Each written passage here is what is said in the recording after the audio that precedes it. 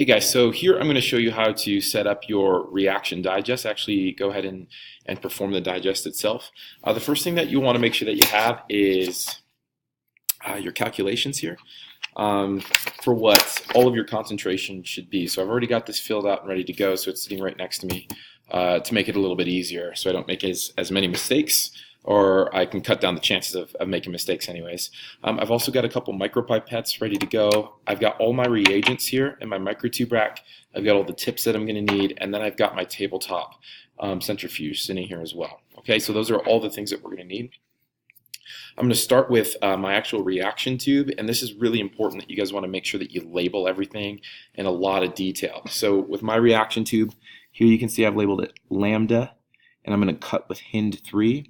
And then also here on the side, I've got lambda HIND3 written right there on that little window, my initials, and then the date the actual reaction is taking place. Okay, so I'm just going to read through my protocol, and I'm going to start adding the reagents that I need to add in the correct volumes. It's really critical that these are in the correct volumes to get the maximum digest that we possibly can. So here I'm going to cut with HIND3 with my lambda. So the first thing that I'm going to need to do is add my DNA. Make sure you keep all of your reagents on ice until you're ready to use them.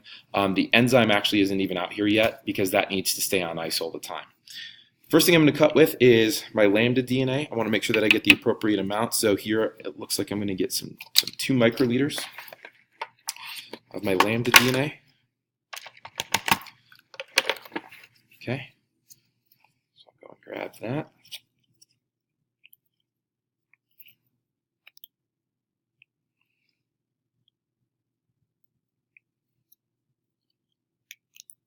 This is a really small amount here, guys, not a ton.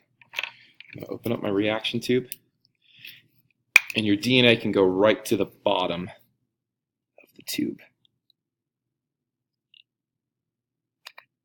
Just like that. Okay, leave that open. The next thing that I want to add in order then is my buffer. You can use your P20 to get your buffer, CutSmart buffer.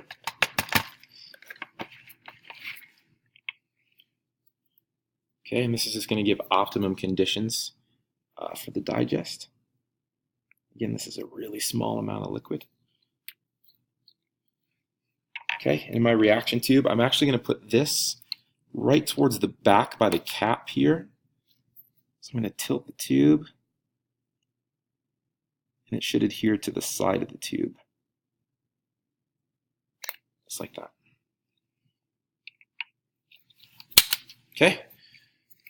Next thing that I'm going to add is my distilled water, my sterile water.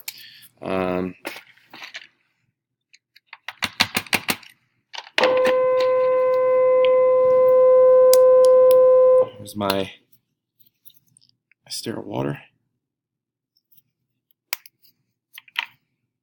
Okay, and I'll add that to the front here.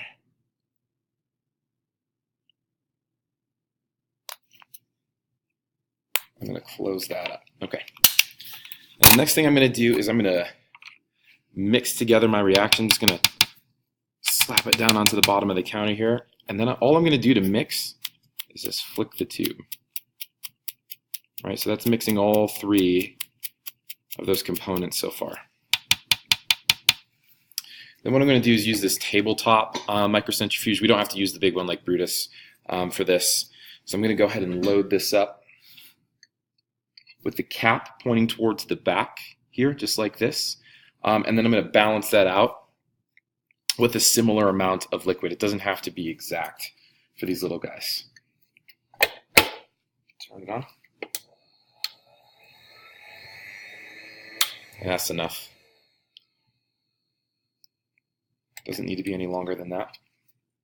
Okay, so now here's my digest. The liquid has all moved down to the bottom, so that's my water buffer and the DNA sample.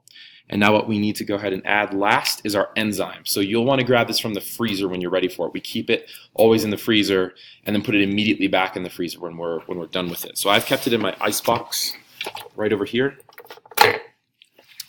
Okay, so we're ready to add our amount of enzyme. Make sure that I get the correct amount.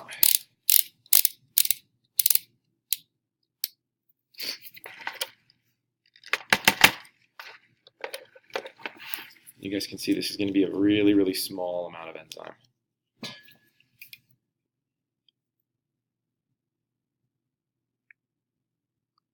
It's just that much.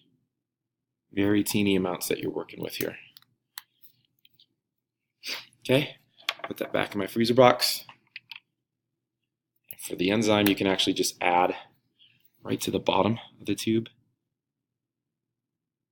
It's okay if you get some bubbles here.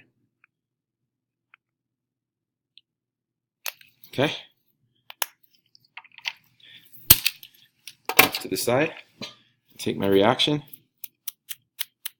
and mix it by flicking. Okay. And then I want to get that all settled back down to the bottom, so I'm going to put it back in my tabletop. Microcentrifuge, spin it.